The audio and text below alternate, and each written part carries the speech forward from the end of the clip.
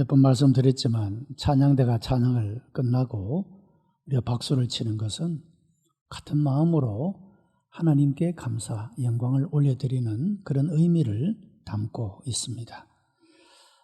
모든 성경, 구약의 39권, 신약의 27권, 성경 66권은 하나님의 언약의 책이며 하나님께서 언약하신 그 내용은 말라기 2장 4절과 5절에 기록된 대로 레위와 맺은 나의 언약은 생명과 평안이라.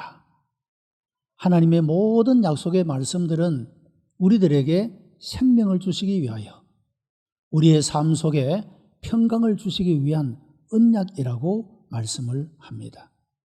이 말씀을 잘 지켜서 순종하고 실천하여 행하면 하나님이 언약하신 생명과 평안을 얻게 될 것이고, 우리가 이 말씀을 불순종하고 하나님을 거역하는 삶을 살아가게 되면 이 모든 약속들은 나에게 아무런 의미가 없는 것이 되어져 버리고 말 것입니다.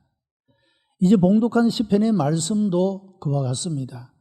이 언약의 말씀들을 순종하고 실천했던 삶 가운데, 불순종하고 거역했던 삶 가운데 나타났던 우리의 삶의 실제적이고 실천적인 삶의 현장에서 겪었던 아픔과 고통과 억울함과 괴로움과 간절한 기도들과, 그리고 하나님이 나를 도우시고 건져내시고 치유하시고 회복해 주시고 용서해 주시는 이런 은혜들에 대한 그런 감사와, 그리고 눈물의 회개와 하나님 앞에 기쁨으로 올려지는 노래가 바로 시편으로 기록되어졌다라고 하는 것입니다.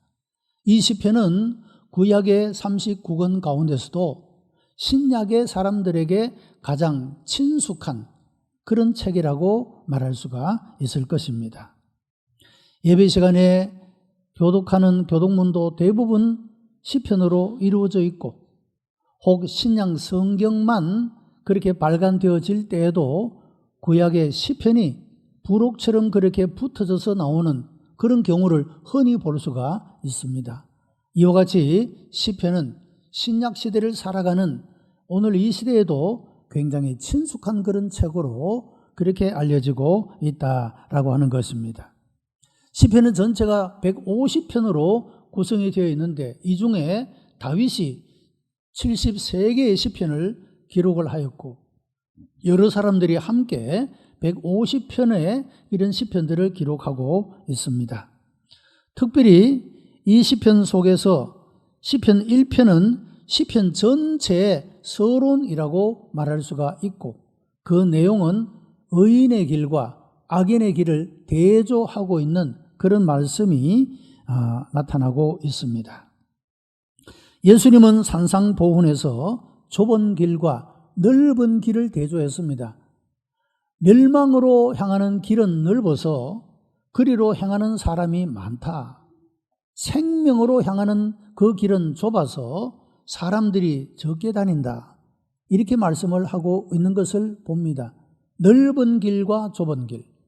오늘 본문에서 의인의 길과 악인의 길, 이런 대조의 말씀들이 나타나고 있습니다마는, 우리가 성경의 첫 책인 창세기에서는 아담의 두 아들 가인과 아벨의 두 형제가 같은 길을 걷지 못하고 다른 길을 걸어가게 되고, 한 사람은 순종의 걸음을 걸어가므로 하나님의 복을 받고, 한 사람은 불순종의 걸음을 걸어가므로 저주를 받는 그런 내용이 신약의 첫 책부터 담겨 있는 그런 모습을 보게 됩니다. 성경 전체가 이와 같이 하나님을 믿고 경외하고 의지하고 하나님께 순종하는 삶을 살아가는 자에게 주시는 복을 말씀하고, 그리고 하나님을 거역하고 불순종하는 자에게 나타나는 하나님의 저주와 재앙들에 대한 그런 말씀으로 전체가 이루어져 있다, 그렇게 말할 수가 있다는 것입니다. 괴테는 빛이 강하면 그늘은 더 두텁다라는 말을 했습니다. 우리가 흑백을 대조시키면 검은 것은 더 검게 보이고 흰 것은 더 희게 보이는 것을 우리가 경험하게 됩니다. 모든 인간은 두 길 중에서 한 길을 걸어가게 됩니다. 의인의 길을 걷든지 악인의 길을 걷든지 두 길 중에 한 길을 걸어가게 된다라고 하는 것입니다. 우리는 오늘 내가 걸어가는 이 길이 의인의 길인지 악인의 길인지를 질문하고 우리 모두가 악인의 길을 버리고 의인의 길로 행하는 하나님이 복 주시는 복 있는 사람으로 살아가게 되기를 주님의 이름으로 축복합니다. 의인의 길로 행한다. 이 의인의 길은 시냇가에 심은 나무와 같다. 그렇게 말씀을 합니다. 시냇가에 심은 나무는 충분한 수분과 영양을 공급받음으로써 늘 푸르르고 싱싱한 그런 현상을 유지해 갈 수가 있습니다. 요한계시록 22장에는 하나님의 보호자로부터 강이 흘러내리고 강 좌우에는 생명나무가 있고 그 나무들은 달마다 열매를 맺는다 하는 말씀이 나옵니다. 요한계시록에도 그와 같다는 말씀이죠. 이 하나님의 생명수가 흘러가게 되고 그 생명수를 통하여 공급받음으로써 달마다 열매를 맺는 나무의 모습을 그렇게 그려주고 있다라고 하는 것입니다. 오늘 우리의 삶도 마찬가지입니다. 여러분, 인간의 육체라고 하는 것은 모든 면에서의 영양이 공급되어야 합니다. 이런 영양이 부족하게 되면 여러 종류의 연약함과 병이 생기는 것을 볼 수가 있지 않습니까? 비타민 A가 부족하게 되면 눈이 어두워집니다. 비타민 B가 부족하면 각기병이 생길 수 있습니다. 비타민 C, 칼슘이 부족하면 뼈가 약해지는 것을 보게 됩니다. 우리 몸이 건강한 몸을 유지하기 위해서는 이 모든 영양소가 골고루 그렇게 우리들에게 공급되어져야 우리의 온몸이 건강해질 수가 있다, 그런 말입니다. 여러분, 마찬가지로 우리 육체만 아니라 우리의 정신도 우리의 영혼도 우리 영혼 속에 영양이 공급되어져야 우리 영혼이 건강할 수가 있다, 그런 말씀입니다. 여러분, 하나님의 말씀은 우리 영혼의 양식이 되어지는 다른 어떤 것보다도 우리의 영혼을 잘되게 만드는 그런 하나님의 공급하시는 양식이 되는 것이고, 이 하나님의 말씀으로 우리 영혼은 강건하게 세워지는 줄로 믿습니다. 이 영양이 결핍되게 되면 우리 영혼은 어느 면에 있어서 부족하고 약해지고 시험을 당하고 유혹을 받고 무너져 내리는 이런 삶을 살아갈 수밖에 없게 된다라고 하는 것입니다. 우리 모든 성도들이 하나님의 말씀에 충분한 공급을 받아 우리 영혼의 어떤 영역에 있어서도 약해지지 아니하고 강한 하나님의 사람들로서 세워지고 쓰임받는 이런 놀라운 은혜가 있게 되기를 바랍니다. 현대인의 80%는 정신적으로 비정상적인 것을 경험하며 살아간다라고 말합니다. 온갖 안락시설을 갖추고 스트레스를 해소하지만 정신 상태가 비정상이다라는 이 표현은 정신적인 영양의 공급이 결핍되어 있다, 그것을 의미하고 있다라고 하는 것입니다. 요즘에 모든 사람들은 건강관리에 관심을 집중하고 있습니다. 좋은 음식도 먹고 운동도 하고 건강을 위해서라면 밤늦게라도 아침 일찍이라도 일어나서 운동을 하고 필요한 것들을 하는 모습을 보게 됩니다. 그런데 과연 우리의 영적인 건강을 위해서는 얼마만큼의 노력을 기울이고 있느냐? 하나님의 말씀, 우리의 영혼의 영양을 공급하는 하나님의 말씀을 하루에 한 절도 보지 않고 전혀 우리의 영혼을 위하여 아무것도 공급하지 않는 이런 삶을 살아간다면 여러분, 우리 영혼은 궁핍할 수밖에 없게 된다라고 하는 것입니다. 영혼을 위해서 좋은 교양 서적을 읽는 것은 좋은 것입니다. 파스칼의 명상록, 어거스틴의 참회록, 존 버년의 첼로 역정, 여러분, 이런 고전들뿐만 아니라 최근에 나온 신간들도 보게 되면 굉장히 우리 영적 생활에 유익한 이런 책들이 많이 발간되어 나오는 것을 볼 수가 있습니다. 이런 좋은 서적들은 우리들의 영적인, 정신적인 건강에 큰 유익과 도움을 준다 하겠습니다. 그 중에서 가장 우리 영혼을 풍성하게 하고 아름답게 하고 강하게 하는 것은 하나님의 말씀인 성경이라고 하는 것입니다. 여러분, 인간의 모든 작품들은 대부분 성경에서 영감을 받고 성경의 그 능력을 힘입어서 하나님이 주시는 은혜를 통하여서 인간이 모든 작품들을 만들어내는 그런 모습을 볼 수가 있지 않습니까? 세계의 모든 글작품들은 대부분 성경에서 영감을 얻고 성경을 근거로 하고 그 하나님이 주시는 지혜로, 은혜로, 능력으로 그 모든 작품들이 만들어지는 그런 모습을 볼 수가 있다라고 하는 것입니다. 자, 오늘 본문에 의인은 어떤 사람이냐? 의인은 하나님의 말씀을 주야로 묵상하는 자다, 그렇게 말씀을 하고 있습니다. 묵상한다는 말은 되씹는다, 그런 의미도 있고 중얼거린다, 그런 의미도 있습니다.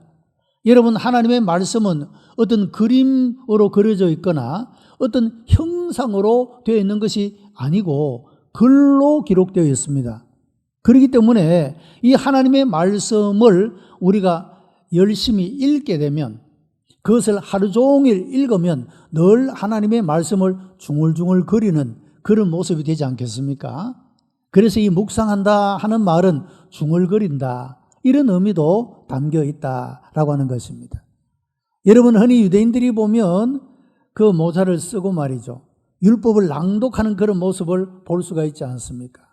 물론 불교에서도 연부를 외우는 그런 모습을 봅니다마는 하나님의 말씀을 주야로 묵상한다, 하나님의 말씀을 늘 봉독하는, 그 말씀을 읽는 이런 삶을 통하여서 우리의 삶이 복 있는 삶이 될 수가 있다, 그런 말씀이 되겠고, 우리가 이 하나님의 말씀을 늘 되새기는 것, 들은 말씀을 또 생각하고 또 생각해 보는 것, 여러분, 이런 삶이 하나님의 말씀을 묵상하는 삶이 된다, 그런 말씀이죠. 어떤 때는 우리가 하나님의 말씀을 들을 때, 야, 이 하나님 말씀, 오늘 이 말씀만 붙잡으면 되겠다, 이것만 있어도 되겠다라고 충분히 하나님의 은혜를 경험하는 때가 있지 않습니까? 그런데 시간이 지나면 잊어버립니다. 왜 그렇습니까? 묵상하지 않기 때문에 그런 것입니다. 계속해서 생각하고 그래서 완전한 나의 것으로 만들지 못하기 때문에 그때는 감동이 되고 은혜가 되고 이 말씀만 붙잡으면 되겠다고 생각하는데 시간이 지나면 잊어버리게 되는 경우를 흔히 볼 수가 있다라고 하는 것입니다. 하나님의 말씀을 잘 묵상하면 진리가 깨달아지고 기쁨이 생기고 영혼도 잘 되게 된다라고 하는 겁니다. 여러분, 우리 육신의 건강도 그렇지 않습니까? 어떤 음식을 먹을 때 열심히 잘 씹어 주어야 합니다. 그래야지 이 소화를 촉진시키는 분비물도 나오고, 여러분, 그래서 내장이 튼튼할 수가 있죠. 그런데 음식을 잘 씹지 않고 넘기게 되면 여러분, 내장이 힘이 들어서 약해질 수가 있다라고 하는 것입니다. 마찬가지로 우리 영혼도 잘 되기 위해서는 하나님의 말씀을 잘 묵상해야 된다. 되새기고 자꾸 되뇌이고 묵상하고 또 생각하는 이런 삶을 가지게 될 때 여러분, 우리 영혼은 건강하게 세워지는 줄로 믿습니다. 유머스럽게 이야기하면 사람은 씹지 말고 말씀을 씹어야 합니다. 그래야 우리 영혼이 잘 될 수가 있다는 것입니다. 이 말씀을 주야로 묵상한다 하는 이 말은 더 크게 나아가서 매일매일, 하루만 아니라 낮과 밤으로만 아니라 매일매일, 그리고 우리의 일생의 삶을 하나님의 말씀을 묵상하며 살아가라 하고 하는 그런 의미가 담겨져 있다는 것입니다. 여러분, 우리 의인들은 적극적으로 이와 같이 하나님의 말씀을 주야로 묵상하는 적극적인 이런 삶을 살아가야 하는 동시에 소극적으로 우리가 죄인의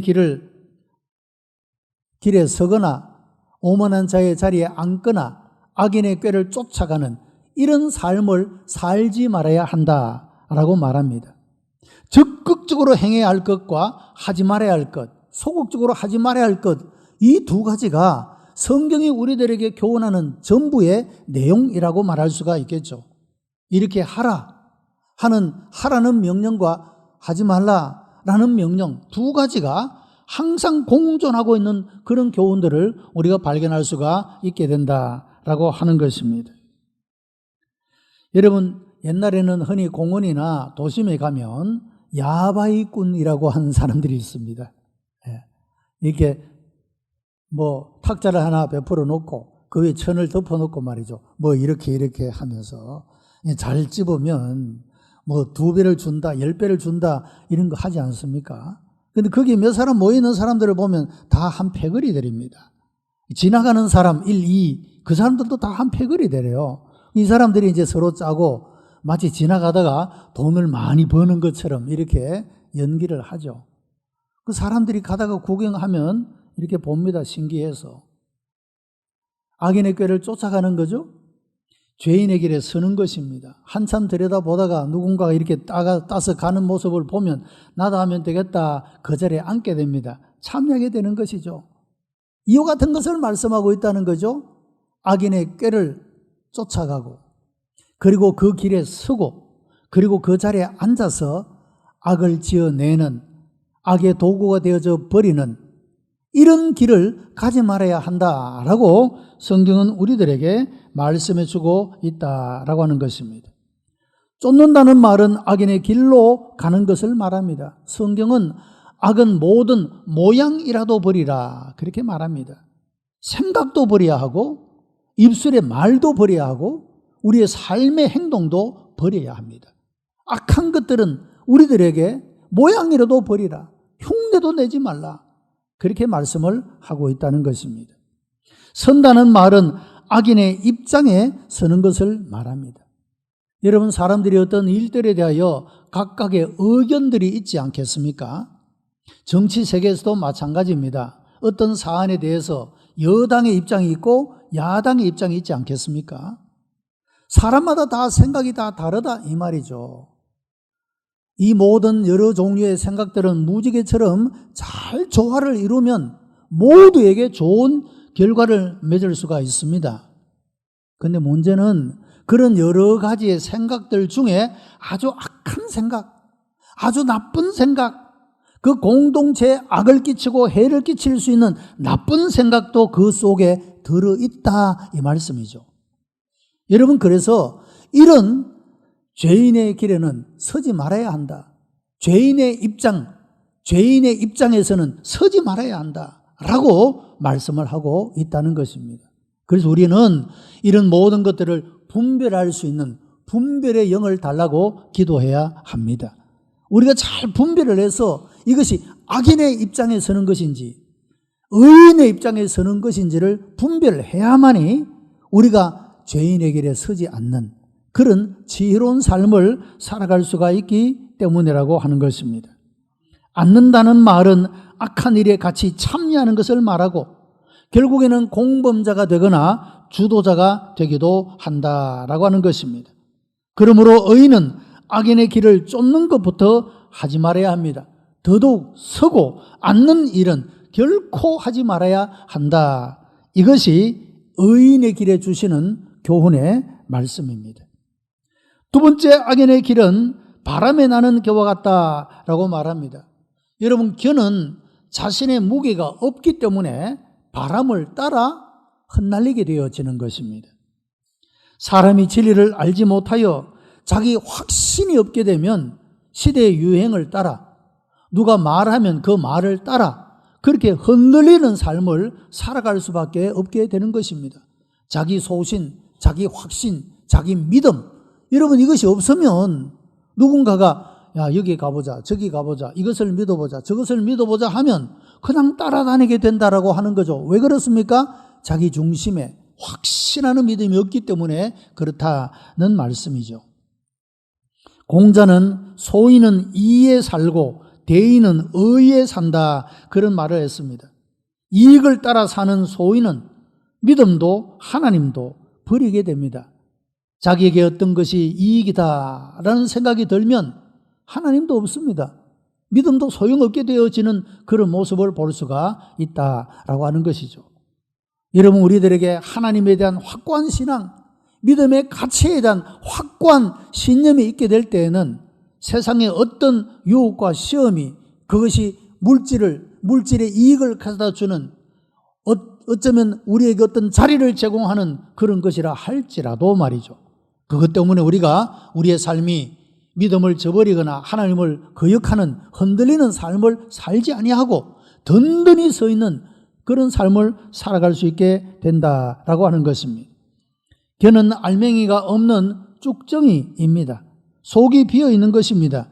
여러분, 현대인의 정신을 채우고 있는 것이 무엇입니까? 허무주의, 이 니힐리즘이라고 그렇게 말하고 있습니다. 슈바이처는 현대인에게는 사상이 없다 그런 말을 했습니다. 요즘에는 사람들이 철학적인 논쟁을 싫어한다고 합니다. 복잡해서 싫어. 뭐 그렇게 많이 따지는 것 별로 싫어하는 모습을 봅니다. 모든 것들이 인스턴트, 즉석에서 무언가를 만들어 먹기도 하고 즉석으로 뭔가를 끝내는 걸 좋아하지 길게 지루한 논쟁하는 것을 싫어하는 경향을 가지고 있다라고 하는 것이죠. 여러분, 사람을 가치 있게 만들고 삶을 보람 있게 만들고 아름답게 만드는 것이 무엇인지 심각하게 고민하며 살지 않는다 그런 말입니다. 여러분, 우리는 거룩한 고민을 하고 살아야 합니다. 내가 살아가는 이 삶이 영혼을 향하여 가치가 있는 것인지, 내 삶을 정말로 아름답게 하고 보람 있게 하는 것인지 좀 고민을 하고 살아야 합니다. 너무 생각 없이, 소위 개념이 없이 그렇게 살아가서는 안 된다 그런 말씀이죠. 그것이 나의 밤을 지새우게 만드는 일이라 할지라도 내가 그런 과정의 작업을 통해서 내가 진리를 안고 알아갈 수가 있다고 한다면 여러분, 그 보낸 시간은 결코 헛된 시간이 아니라 우리들에게 참으로 우리 인생을 의미 있게 만들어주는 시간이 될 수가 있기 때문이라고 하는 것입니다. 여러분, 사람의 속에 이런 가치가, 이런 확고한 신념이 없기 때문에 다른 사람이 볼 때는 저 사람 살만한데 왜 죽었지? 그런 사람들이 얼마나 주변에 많이 있지 않습니까? 그 속에 허무가 자리를 잡고 있기 때문에 내가 인생을 붙잡아 갈 만한 가치를 가지고 있지 못하기 때문에 인생을 포기해버리는 그런 사람들을 우리가 보게 된다라고 하는 것입니다. 중심의 진리를 아는 무게가 없기 때문에 시대의 풍조를 따라 살다 보니 겨와 같이 흔들리는 삶을 살아갈 수밖에 없다는 것입니다. 악인의 결국은 의인의 모임에 들어가지 못한다라고 말합니다. 여러분, 의인의 모임은 바로 하나님의 나라를 말합니다. 영생 얻는 자리를 말하고 있다는 것입니다. 여러분, 의인의 모임에는 하나님께로부터 인정받는 사람만 들어갈 수가 있습니다. 여러분, 차별금지법 안에는 기독교가 이런 식으로 말하면 차별금지를 위반하는 것이 됩니다. 예수만 구원입니다. 이렇게 말하면 다른 종교를 폄하하는 것이 되고 다른 종교를 차별하는 것이 되기 때문에 차별금지법 위반이 된다라고 하는 거죠. 여러분, 그래서 언제 이런 법들을 제정할지 모르지만 지금 그런 밑작업을 계속하고 있는 것을 봅니다. 여러분, 이런 것들은 우리가 막아서야 되는 것이죠. 여러분, 성경 하나님의 말씀이요, 하나님은 우리를 창조하신 분이시요 모든 우주 만물을 만드신 분입니다. 그 주인이신 하나님이 예수를 믿어야 구원받는다고 말하면 그건 진리인 것입니다. 사람이 어떻게 바꿀 수 있는 문제가 아니다 이 말씀이죠. 우리가 이런 것들에 확고한 신앙으로 세워지게 되기를 바랍니다. 여러분, 그래야지 흔들리지 않습니다. 그래야지 우리 믿음을 지켜낼 수가 있다 그런 말씀입니다.